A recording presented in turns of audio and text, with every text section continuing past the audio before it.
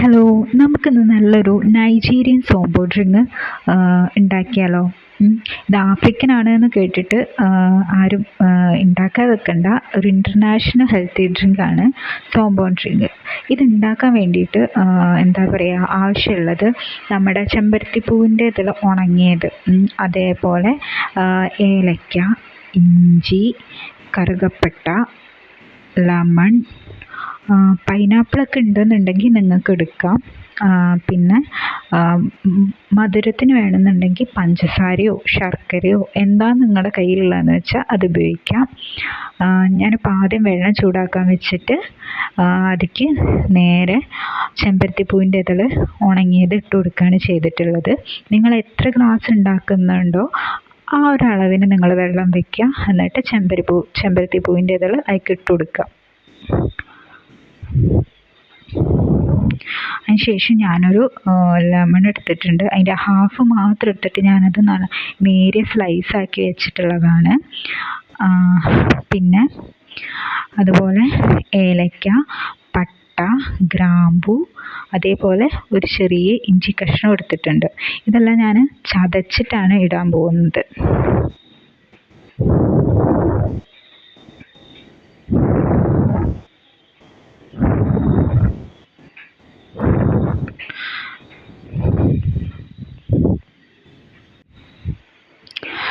ഈ Nigerian Sompo drink എന്ന് പറഞ്ഞു കഴിഞ്ഞാൽ ഭയങ്കര ഹെൽത്തി ആയിട്ടുള്ളൊരു സാധനമാണ്.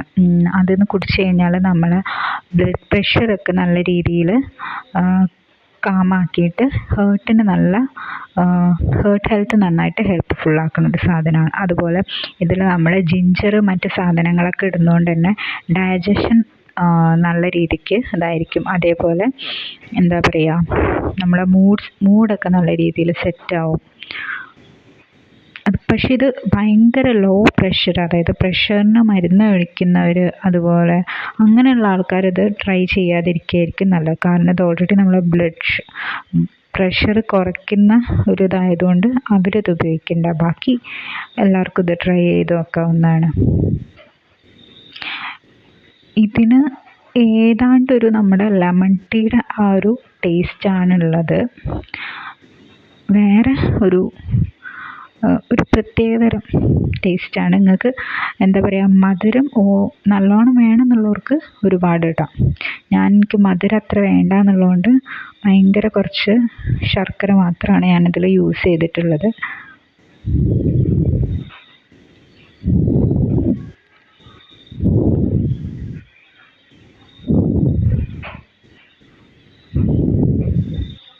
ഇത് നന്നായിട്ട് നല്ല രീതിയിൽ തിളച്ച് വന്നിട്ടുണ്ട്.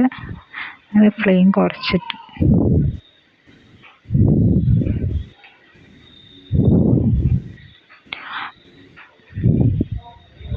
ഞാൻ ശർക്കരയുടെ പൊടിയാണ് ഇവിടെ യൂസ് ചെയ്തിട്ടുള്ളത്.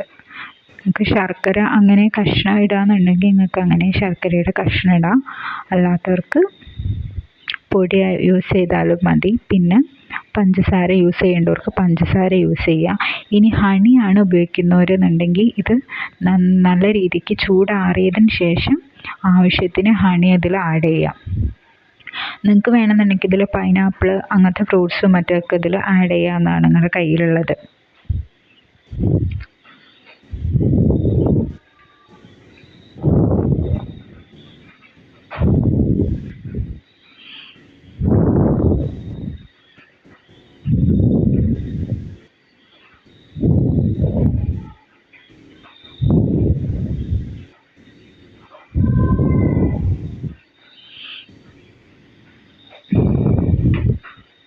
ഇതിപ്പോൾ ഏതാണ്ട് ഫുള്ളതായിട്ടുണ്ട്.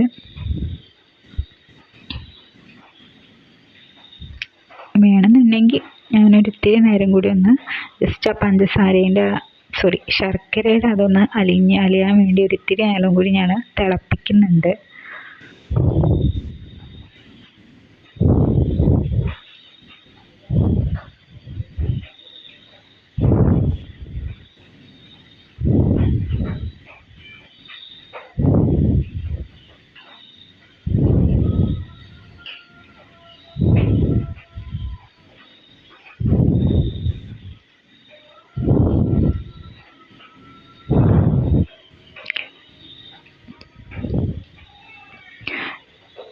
ഇതിപ്പോൾ ആയിട്ടുണ്ട്.